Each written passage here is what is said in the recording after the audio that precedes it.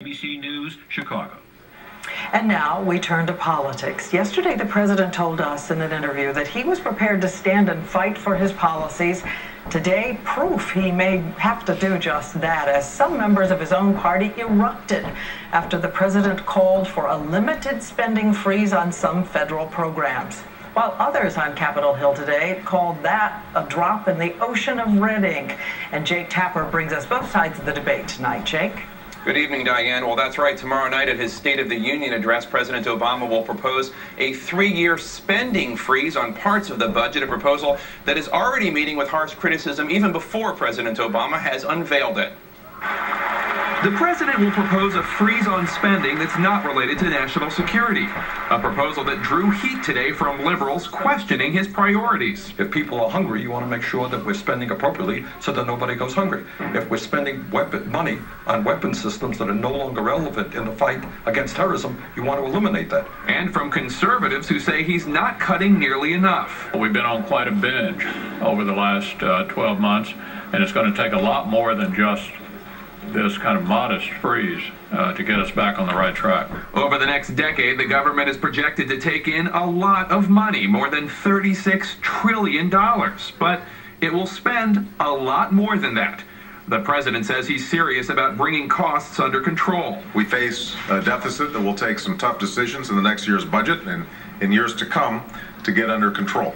But in that big pile of spending money, there's a lot that he either cannot or will not touch in this proposed freeze.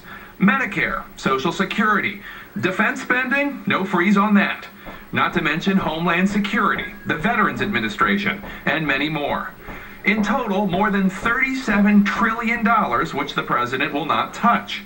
So what's left to freeze? The remaining 1/8 of the budget, what they call non-security related discretionary spending. The freeze saves $250 billion over 10 years. Less than 1% of what the government will spend. It's only one of the things that we're going to be doing, but it's nonetheless important. It's important to draw a line somewhere. The deficit has become a political liability. 56% of Americans disapprove of the way President Obama is handling it. And among independents who have flocked to Republicans in recent elections, he fares even worse, with 2-to-1 disapproval.